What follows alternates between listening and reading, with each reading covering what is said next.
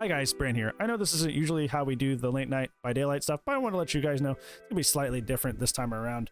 There were some unfortunate things that came up that hampered the production of this episode of Late Night by Daylight, but I didn't want to have it go to waste. If you follow me on social media, you know that my grandfather passed away, and unfortunately it did happen in the middle of the production of this video. Also, Levi had some unfortunate life stuff happen as well, so we were not able to film and make the commercials that we needed, and we also weren't able to reconvene, make our segment. But one thing we were able to do, crystal clean and clear, was the interview itself with our lovely Survivor main friend and Yoichi extraordinaire, KURDA.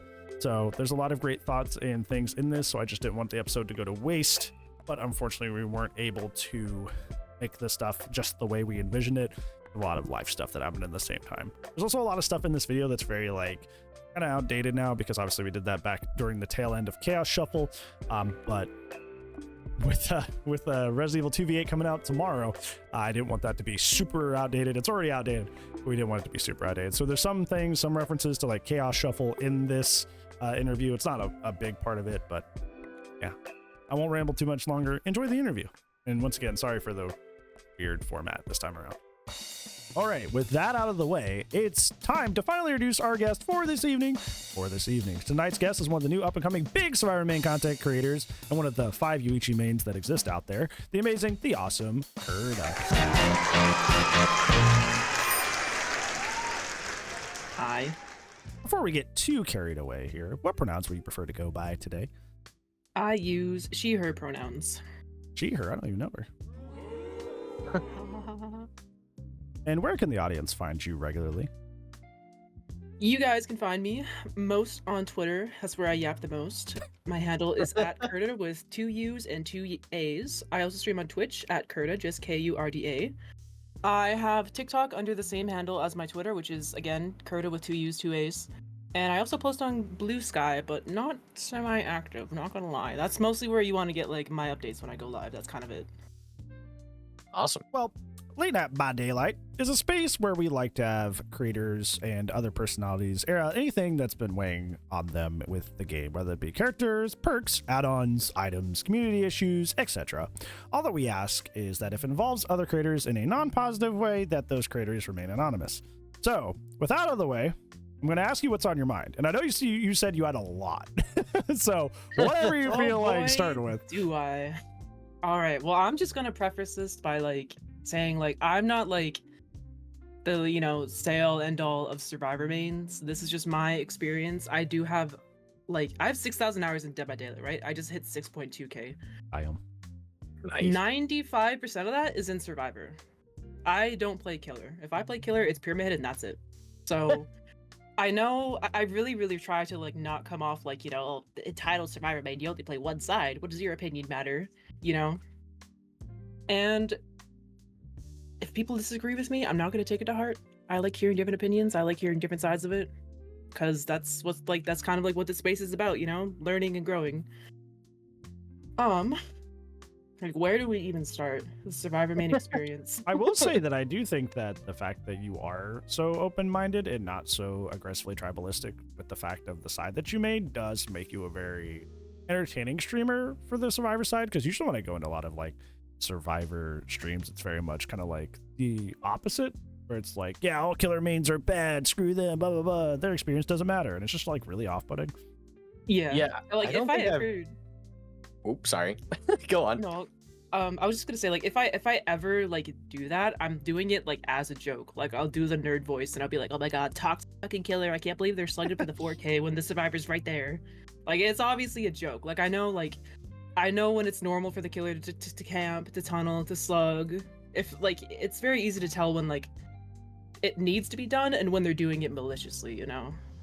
Yeah, and I like, out of all the Survivor mains I, you know, see on Twitter or Blue Sky, I don't think I've ever seen one as supportive of fellow, like, hardcore killer mains or people that play somewhere in the middle as I've seen you be too. So I think it's a really cool perspective to have. Yeah, I have a lot of, like, friends that play both sides. I have a lot of friends that are, like, just, like, straight up killer mains. Like, one of my best friends is Bleak, and he's a killer main, P100 Dracula main. We stay at Blake in this household. I love Bleak. Definitely. Mm-hmm. I do That's know. the thing too. Go ahead. Sorry, go on. I do know one of the things that you definitely stress a lot on your stream that you don't enjoy about the game right now is build staleness on the survivor role. So that could be something you could lead with. Yes, because I do have a pointer about that. Because chaos shuffle is happening, and I saw people point out on Twitter how like there's a perk on the survivor side that like you literally just straight up has 0 value unless you synergize it with other perks, which is blood rush, right? Right. And I was asking, and I was like, is there a killer equivalent? And someone pointed out like Shattered Hope, Thrill of the Hunt, Undying. But I'm like, you still get value from those, even if like Undying, you see the aura of survivors.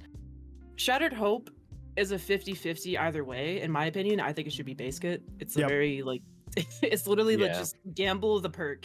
You might get value, you might not type shit.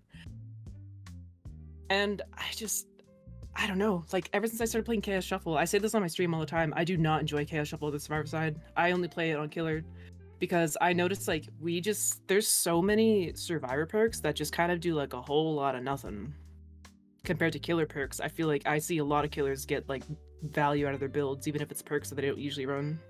I feel like a lot of that is coming down to like the core design of the game. Not that it's a good thing, but it's like the core design of the game is that like having a perk be super potent on survivor would mean 4 people get to run it. So they're like super cautious with how they build those. Whereas with like killer, it's like if a perk sucks, like you just don't have much of an impact on a match against 4 other people. So I feel like they're a little bit more laissez-faire when it comes to designing that compared to the other one, because the potential of 4 people using it at the same time is kind of frightening. That is true. Like, yeah, like say for example, like I'll see killers, like strong killers, like A tier, S tier killers run like corrupt and they get it down like 10 seconds of the match, and it's like, okay, well now you're just off 3 perks for the rest of the match. Yeah. But like the same could be said for Deli, right? Like say the killer with corrupt 10 seconds of the match, down the survivor with Deli. Now they're both out of perks. But the difference is like the other 3 survivors could be running Deli for whatever reason. Like it still could happen. Yeah, and that's like one of the most like game-changing perks that's like in the game besides like Unbreakable. Yeah. Oh yeah.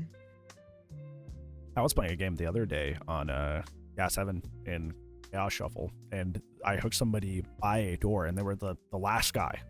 There was another guy slugged, and it was the last guy, and he just yeets off the hook right next to the door. I'm like, oh, okay, you just get out, I guess. Oh, that's cool. So unlucky. Yeah, I had Deli one of the last times I played Chaos Shuffle on Survivor, and we got a free escape from it. Like the 2 just left, and I just yoinked off the hook right out the gate, easy peasy. Yep. So Deli free. at the end game is so powerful, but so much fun too. Powerful. Oh, absolutely, yeah. I mean, just any like self-unhook perk is fun, to be honest. Even like Slippery Meat Chase, even though the perk is kind of poo. My question for you would be like, what kind of perks would you like to see, or some examples of pre-existing perks that are fun but not too offensive, would you like to see more of to kind of like mitigate the staleness that you see in survivor perks? See, like I want to say fun perks, like dramaturgy is fun, scene partner is fun. I really enjoy scene partner, but it's just like become like the popular like meme perk of the month, so It's like every killer obnoxious. hates it. Yeah, Which is like understandable, right? Like, oh my god, what my first match on, we had a random Lisa who had scene partner. It was so like overstimulating hearing her high-pitched scream from across the map like 20 times in a match.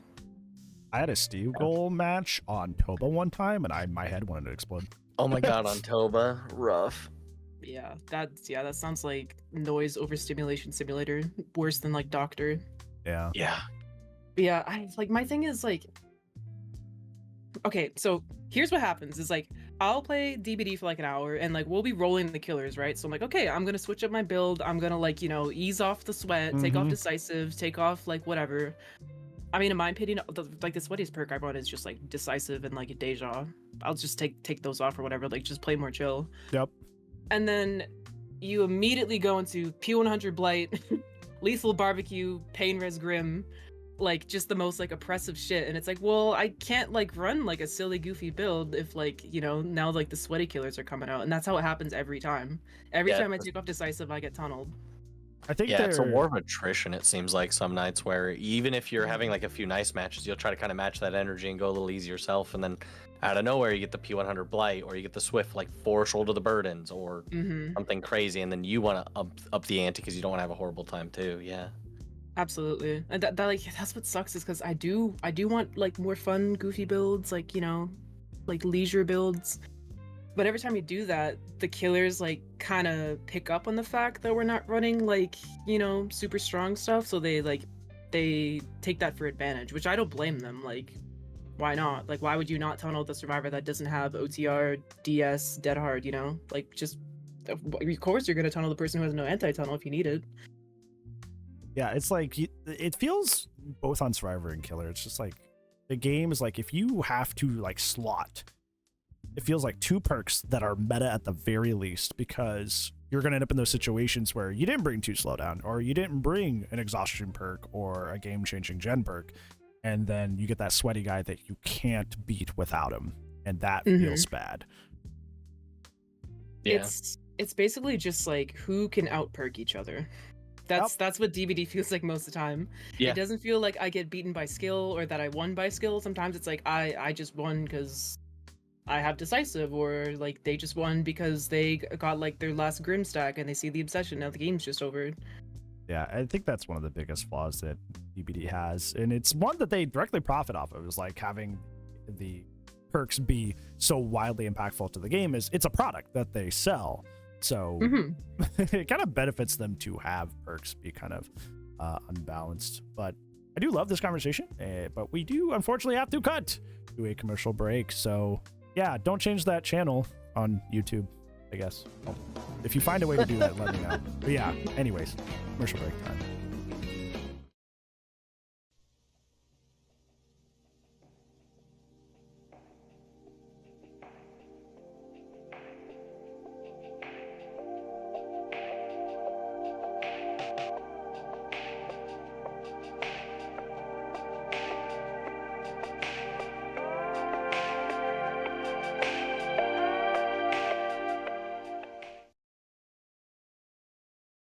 Welcome back, everybody. I hope you enjoyed that commercial break as much as you can enjoy a commercial. I hope it was enjoyable for you yourself.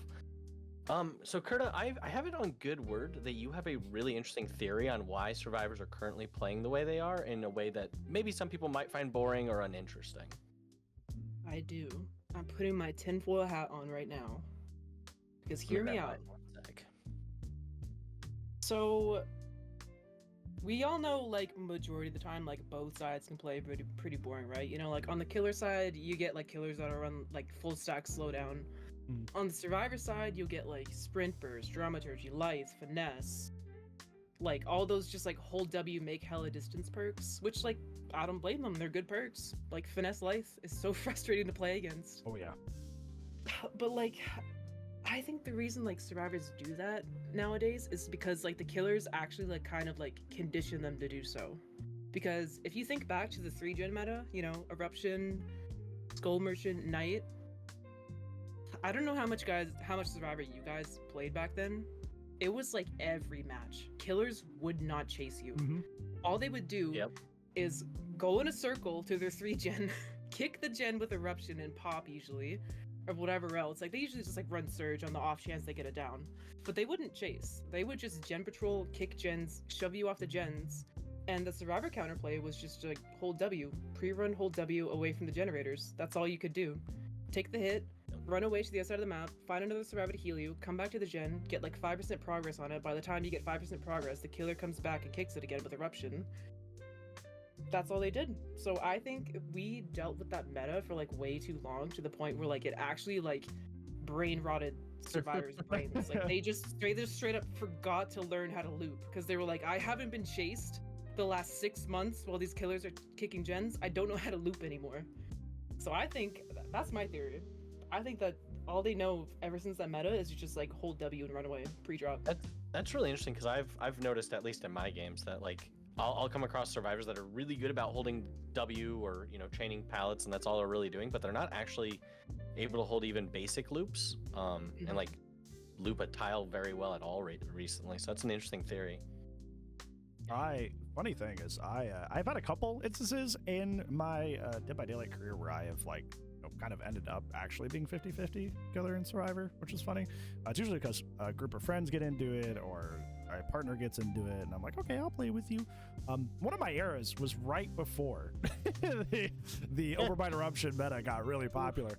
And then I went from playing about 50-50 to not playing Survivor at all for like months because I was just like, I just have better things to do with my time than break a killer that picked a 3-gen and just held it the entire game. I just have better things to do with my time, so I just didn't deal with it. I just stopped playing. Oh, yeah. Yeah, and it wasn't even just those 2 killers. I remember the worst match I ever had was a Ghostface, and if you even got close to the 3-gen, they would just start marking you, so you couldn't even get close to the gens, and it was like everybody, like you said, like almost every game was that way, and it was miserable. Oh yeah, that's the thing too. It's like it's not just like Merchant and Knight. Like they were the best ones and like the highest defenders, but like for example, if you guys have ever played in a hit and run Wesker match, that is miserable because you will run out of sprays, and if at some point you will just be perma hindered and exposed because all he's doing is hitting and running with the with his tentacle out.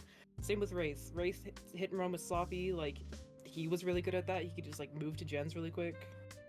But yeah, I've endured like basically every single killer meta, every single like I'll boot up DVD for like a session, and then we'll get kind of like the same builds like in a row, and I'm like, I have a suspicious feeling that some big DVD content creator put out a new video about this brand new build. Yep. I can't say for certain though, but I think so. Dude, recently Otts made that video about the turret situation with Xenomorph, and like every single time somebody has even a remotely well-placed turret, I feel like somebody in chat is like, oh, they saw the Otts video. It was like for like the first week and a half after the video, they were just like, oh, did they see the Otts video? I'm like, you do realize some people have been placing good turrets this whole time, right?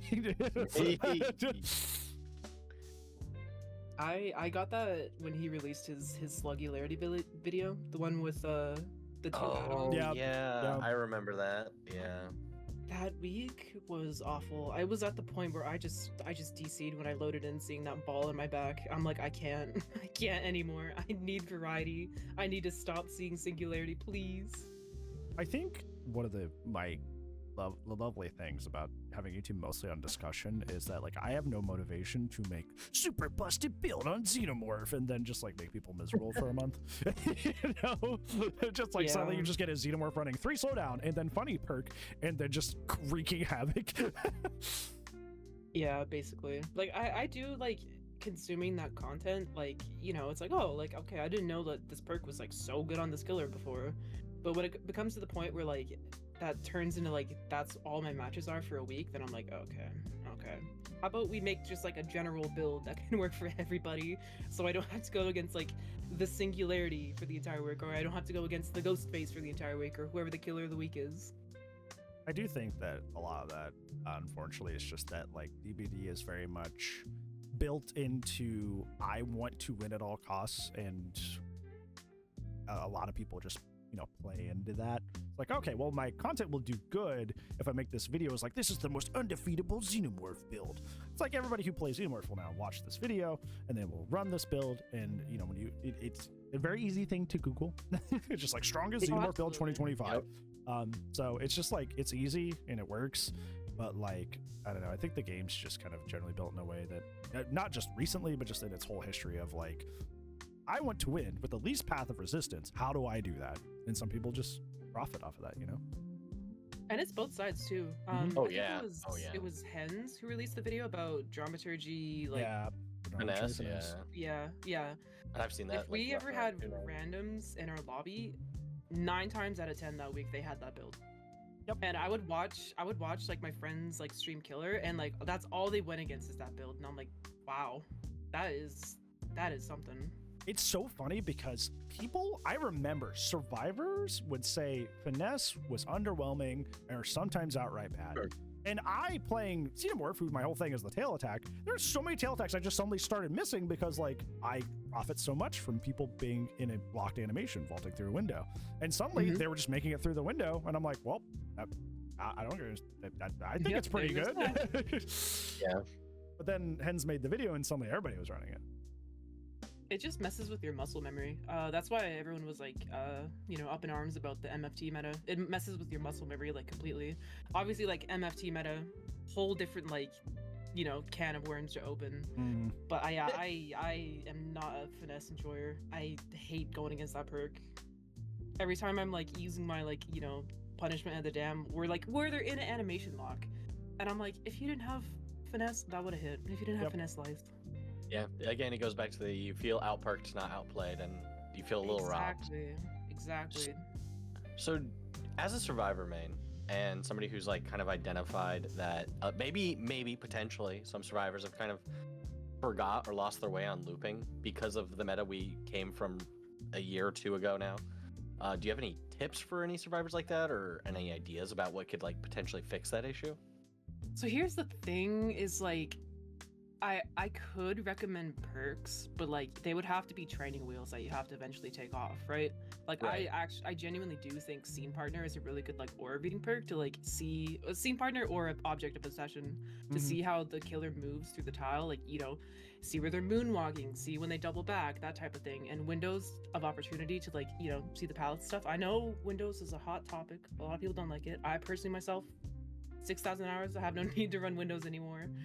I get like it's really good in solo queue, right? Because like you don't know like who's the throwing random what? Kate. Yeah. The random anonymous mode console Kate probably dropped like half the map already. So I get that in solo queue totally. If I had to recommend perks, I would probably say like, yeah, definitely Windows, either Object or Scene Partner, just like for the aura. And once you kind of like get the feel of that, I definitely recommend taking those perks right off. Like, do not rely on aura reading for your chase. Do not rely on windows like to see like what tiles you should connect. It takes a long time. It takes like at least thousands of hours to like learn the maps, and like RNG is always changing. They're always like adding new maps and whatever. Yeah. But you should like get like a general idea of like loops to loop where a pallet has already been thrown. If you're in comms with people, like just get them to like call out like, hey, I dropped the pallet over at this tile. I think that like I definitely noticed that, because whether I'm playing survivor or killer, if I approach a certain corner of the map, I know that there is a pallet that spawns over here. It could be in one of two places, but I know it's over here. So you don't need to run windows to see that. It's just to learn, pallets like to generally spawn in this corner. There's usually two. Exactly. And they'll be somewhere over here. Yeah, as you're just like traversing the map, just keep an eye out. Like, I know like people are like, oh, I'm not in chase, why don't you look behind me? But like, it's always good to just look around you. If you catch like any of my streams forever, I'm always looking around me.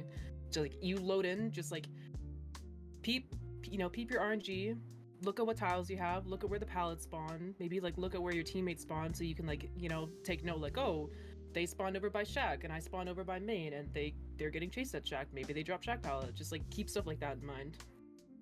Yeah. I don't think a lot of survivors play with like a level of awareness, because like on the surface, survivor's very simple. Do gen, run from killer, right? But there is a lot of nuance to like sending people to hooks, not 3genning, and one of those is resource management. So like with the example you listed of like, oh, they ran at Shack, they may have dropped Shack pallet. That should inform your gameplay, right? Even if you don't have windows you can't see for sure. Running towards Shack in a chase, you should be prepared for the scenario that pallet is already gone and play accordingly. But I don't feel like a lot of people have that like macro awareness to be like, oh, maybe I should consider that. Yeah, which like again, like that does take like hours. It takes the work to like kind of like naturally do, instead of just like going out of your way to just know. It's just more so about like just knowing when to do what is like the macro play of Survivor, right? Like yeah, you could potentially maybe get like a 5-gen run in if you just go around like loop to loop, pallet to pallet, just dropping everything. Or like what's gonna happen in the end game is like there's gonna be no pallets left, and suddenly your whole team is on the floor, and it's like, well, was it really worth it?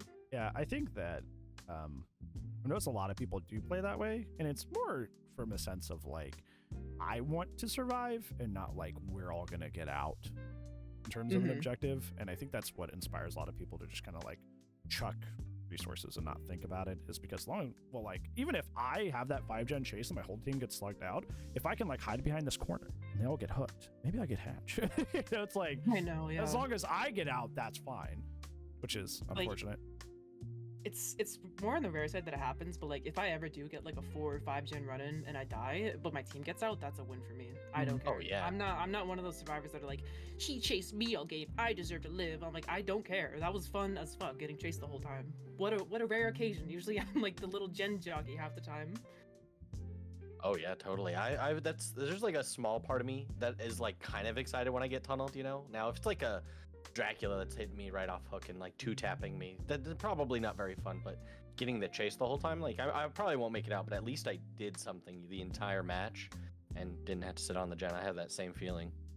Exactly, because in the end of the day, like it just makes you a better survivor player. Like you got more Jason than the people who were just sitting there doing gens. Not saying that like they're doing anything wrong, but that is the best thing to do, which a lot of people get that wrong. Little tip, if your one teammate is being hard tunneled out, like yeah, you can come in and take a hit once in a while.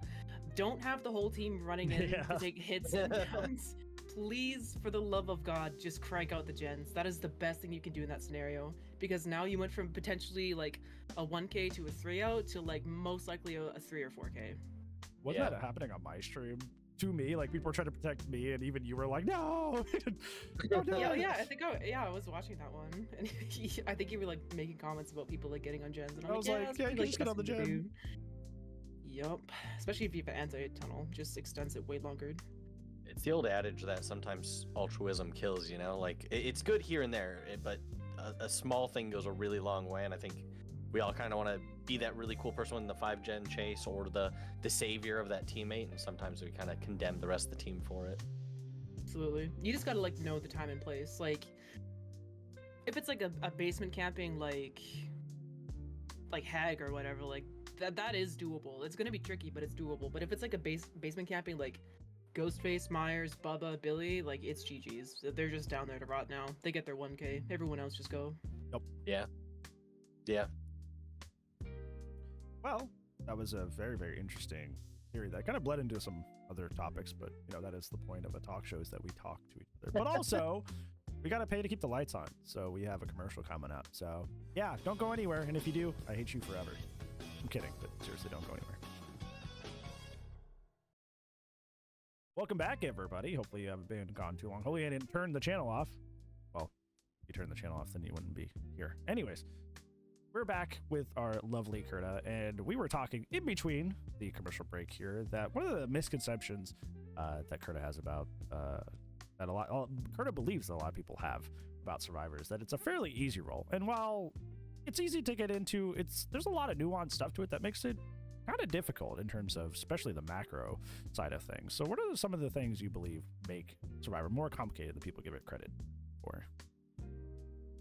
I think a big thing is like we all know this game is really hard to get into, right? Because like there's so much you have to learn right off rip. You know, you could do the tutorial. The tutorial tells you how to vault a window, repair a gen, and open the exit against Trapper. So imagine a new Survivor player coming in, opening DBD for the first time. They play the tutorial. They're like, "Oh, this is simple," and their first match on is Singularity. Yeah. I think how do you explain that to them?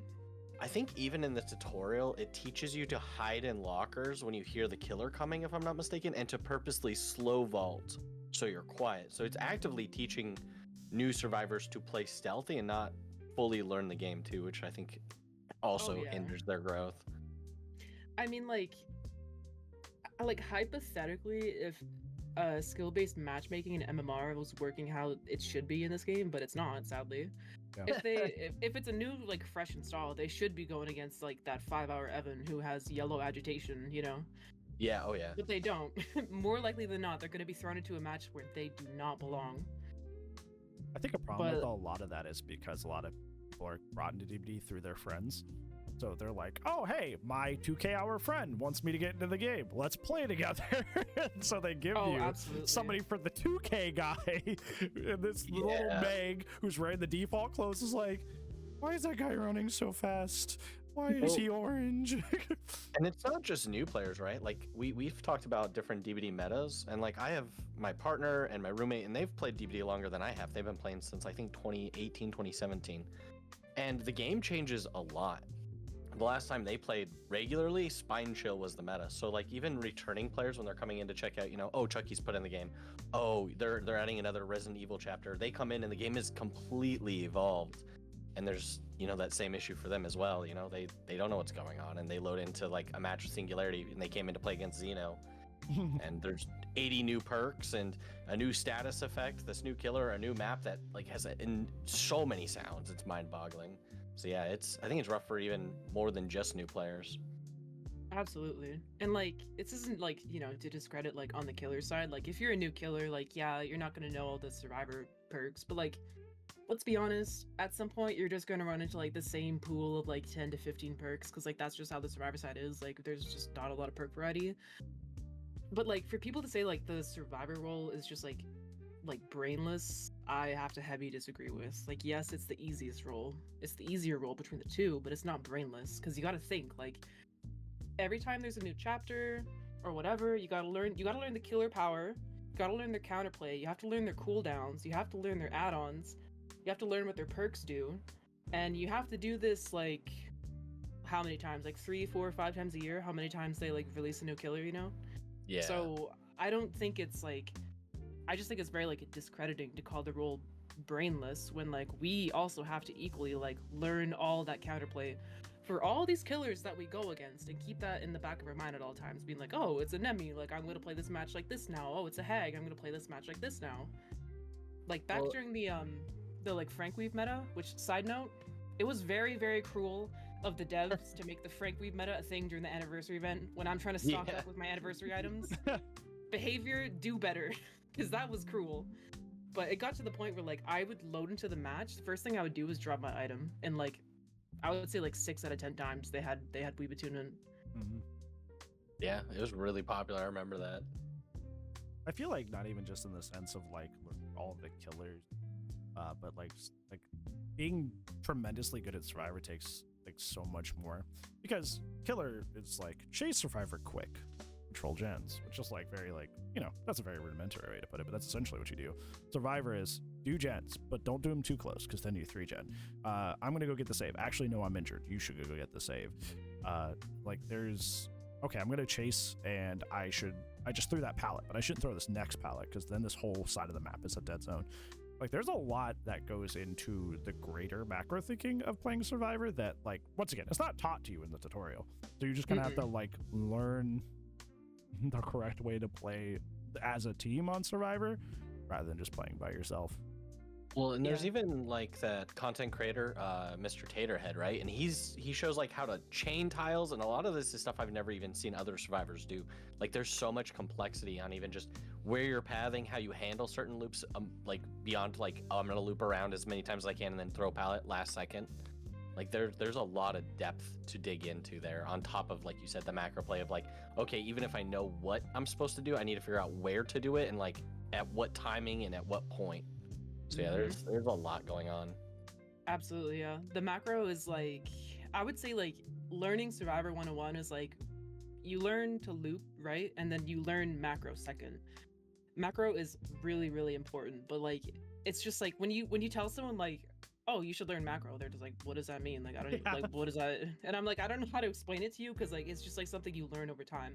And I think the best way to learn is by playing with like people who are really good and experienced with Survivor. Like when I play with a team who like knows what they're doing, and I don't have to worry at all that like they're doing the correct macro play, I just know they're already doing it, we escape most of our matches, because like they know where to path, they know when to hide for the unhook, like when to get the unhook, like when to crank a gen, like where to take a chase. And if you're playing with a team who like who doesn't know like any of that stuff, or maybe like 1 or 2 things, like the matches can go way rough. Especially like if someone just sees like, oh, I see someone's on hook, I'm gonna run straight across the map to get the unhook, and then like boom, suddenly like they're in the middle of the killer's chase, and now there's 2 on the floor, 1 on the hook, and the game's just over. Yeah, I think that like, I don't know, like I feel like so many players Survivor just kind of like, when it comes when they're challenged with that macro, right? Like okay, well, I shouldn't have just gone and tried to unhook this guy directly in front of the killer. They're just like, oh, you bad killer, you. See, you're stinky and you suck. And it's like, well, if I'm 10 meters away, why were you unhooking with me looking dead at you 10 meters away? Why did you do that? Absolutely.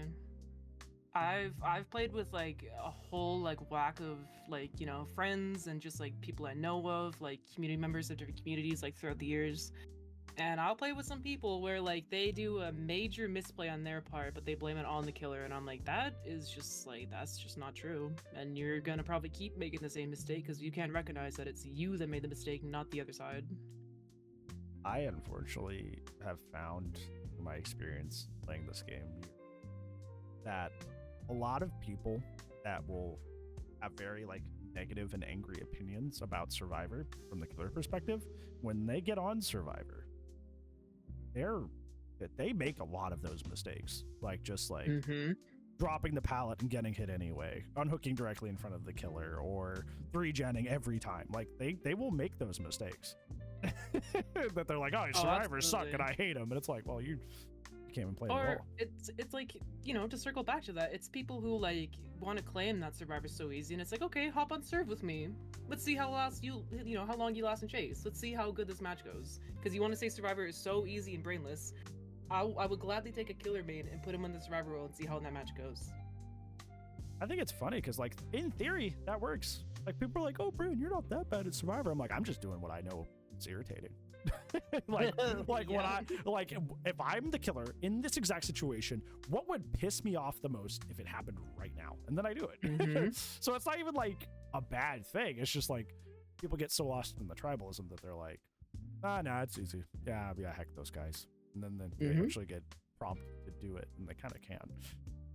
I mean, I also get it like on my side. Like, I'll have people say like, oh, this killer's so easy, this killer's so free, and I'm like, they're really not though. Have you ever played that killer? I tried to play Blight once for a tome challenge. I wanted to throw my monitor across the room. That was so frustrating. It's like, never again. Yeah, it's unfortunate, and it's one of those things where it's like, I always tell people, if you're not gonna play both roles, at least watch the other role. Find a stream you like absolutely. and watch it at the very least. Not just to know the playbook. Look at their playbook, like in the NFL. I say all the time, like, I try not to give like my opinions on killer stuff that much because I don't play killer. I play Survivor. I'll give you my opinions on the Survivor role, absolutely, but people ask me like in my chat, like, oh, what do you think of this killer thing? And I'm like, I don't know. I don't play killer. I can refer you to a killer streamer and you can ask them. I'm sure they got lots to say. Yeah, I do think the community in general has a big problem with, very maturely going, I'm not the most informed about that. Maybe you should ask somebody else. Everybody wants to be like, yes, I have all the knowledge. There should just be less like us versus them overall. Yeah. Because at the end of the day, if you hate Survivors so much, and if there was no Survivors in the game, then how could you play Dead by Daylight without them? Same with the other side. How could you play Dead by Daylight if killers didn't exist? You would just be sitting there cranking the gens the whole game. That's not a game. It's not fun. Well, also, if you're not playing both sides, right? Like, and I can tell, like, because I mean, I think most mains will go through phases where they play the other role a little bit more and a little less. And I've noticed, like, times I'm like, why are Survivors doing this? This is so annoying. Every time I start noticing there's a killer, I'm like, I think it's time I start playing more Survivor for like a month or two.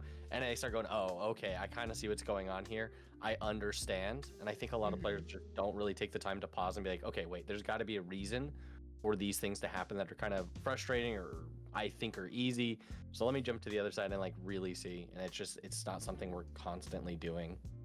Absolutely, yeah. Yeah, it's like, you have the game, you can play both sides, instead of just like completely blaming the other side sometime or just like sitting there and crying about it. Just take a second to educate yourself, play the game yourself, open up a stream, talk to someone who plays the other side. It's not that difficult. But if I find out that I'm mad because bad, that's not good. So me no investigate. Me no investigate. Me sit there cry, blame other side. Brr, killer bad.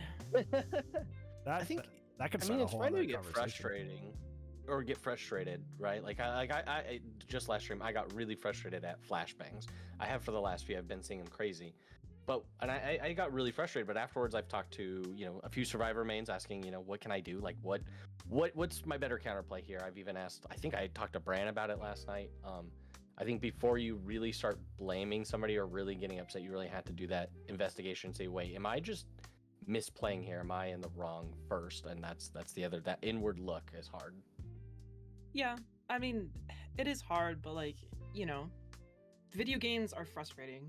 This game is very like RNG based. It is frustrating to deal with, and like I've been frustrated on stream a couple times. It's just inevitable. I don't think there's like any streamer out there who genuinely like never gets bothered by anything, or any DBD player for that example. Like there's no one who just like never has ever had the issue with this game. You know, like I've seen Otz get frustrated on stream for stuff when he's like streaking and stuff, which makes sense. It's more so about like how you react to your frustration and like deal with it after is important. That's a good way of putting it. Yeah, because like a lot of people like, you know, like talking about my streams, they'd be like, oh, like KURDA's like chill, she's always a vibe, and I'm like, I do think like, you know, I'm more on the chill side, but like I will have really frustrating matches and I will like voice my frustrations, but I'm never gonna like sit there and like type in the endgame chat at the killer and be all like cringy like that, or like call them some shit. I'm just gonna be like, yeah, this is really annoying that I'm getting tunneled out by a blight at 5 gens. Because you're human, and that's normal. And that's normal, exactly. What's also normal is commercial segments, which we have to do. Ah, that was a great segue. I did it. Woo! But yeah, You did it. we'll be right back after these messages. Woos also from us. In a second. All right, welcome back, folks. So we just got a few more little things before we send you away from the fog into a better place than we have to suffer in here. But sometimes we can get really frustrated. We've talked about that a lot tonight. And so we like to add a little dash of positivity at the very end. So we like to ask our guests, KURDA, you know, what's one thing that's positive that you feel like you've gotten out of this game or this community as a whole? I have gotten like so many positive things. I know like everyone likes to joke like, oh, DBD ruined my life, but like I genuinely think this game made my life like for the way better. I got like a great community out of it. I have like a Discord full of just like cozy chill people. I can stream and like chat with people. The most positive takeaway is just straight up like the people in the community. And I know like the community like often is always like fighting with each other, but it's really like at the end of the day like who you choose to surround yourself with. I've met so many amazing like content creators and like streamers and just friends off this game that we can bond over the fact that it's a game, and like not even that, but like we become friends like further past that, you know. Like there's some people who are like, oh, they're just a DBD friend, but then there's like people that like I became friends with just because I met them on DBD, but now they're like a friend. So yeah, definitely that. Just the community, I think I just love the community and the people in here. I think that's a really good point. That, you know, I've given that advice to people before. Is like, if you're in a position where like the game feels crappy, the game feels terrible, and you're just on that air of negativity, like check yourself. Who are you subscribed to? Are they somebody who's just constantly doom posting about the game? Are you friends with people who are constantly complaining when they're in their games together? Like, you gotta like check your environment and see if that's contributing heavily. Absolutely, yeah. So I think that's really, really good advice to pass on to the in general, that it can be a very like positive place if you make it that way. Yeah, because like we already have enough people like that on Twitter where all they do is just complain about the game. Like you don't need to become one of those people yourselves, and you also don't need to surround yourself with those type of people. If you truly are one of those people who like think that DBD ruined your life and you hate it, don't play it. Uninstall it. You can move on from the community. It's okay. I promise you're not actually shackled here. The thing that scares me is when people aren't like content creating for it and they do that. Like, you're not even getting paid and you're putting yourself through that. Oh yeah. Why? Why? Yeah, exactly. I've seen a couple people in my timeline where I'm like, you really need a break from the game. I'm on my 17th P100 and I don't even stream the game and I hate it. It's like, why? What are you doing? I don't know. Some people unironically don't have anything else to do with their time. It's just like, that's what I think. I'm like, who's paying rent? like how are you doing this? Who is affording this? Oh, I actually think that too. I'm like, I see some people where like all they do is just deadass play DVD, but like don't get paid for it, and I'm like, how? Yeah. I'm confused. How are you doing this? Make it make sense. I run into that when I'm looking at like, because like I'm number 5 for Xeno and number 1 NA, but that's because like, you know, I stream the game. It's currently my primary source of income. So yeah, that makes sense, right? That my main character I have a high stat in. There are a lot of people in the top 5, top 10 of a lot of the characters that just like don't stream, and they just play this game like that much, and I'm like, whoa, whoa, whoa, how are you doing that? Yeah, because at that point it's like it's more than a hobby. It's just like your life, but like you're not making any income. Yeah, it's like it's what the Joker said in The Dark Knight. If you're good at something, you do it for free. Can't believe you fit a Joker quote in there. Crazy. I do be joking. Anyways, we should probably end off here before we yap forever. So where can we find you again? You can find me again mostly on Twitter. My handle is KURDA with 2 U's, 2 A's. I also stream on Twitch. I try to do 3 days a week. I am a full-time working girly, so I can't stream that often. Hoping that changes one day. I stream on Twitch at KURDA, KURDA. I also post on Blue Sky, which my handle is still just KURDA, KURDA. And I have content on TikTok, but I don't really post there anymore. But if you want to check me out on TikTok, that would be cool. I have some clips on there. Before it gets nuked again. Yeah. I mean, I'm in Canada, so like, stay safe. Oh, you were already free. Yeah. Well, it was lovely having you. Very, very good conversation. It's very big switch. Dude. Very fun. Yeah. Yeah, thank you. I was looking forward to it all week. Okay, well, you don't have to go home, but you can't stay here, so. I'll pack up and I'll be on my way. Back out the door, please. Damn. That's how I was explaining this on stream.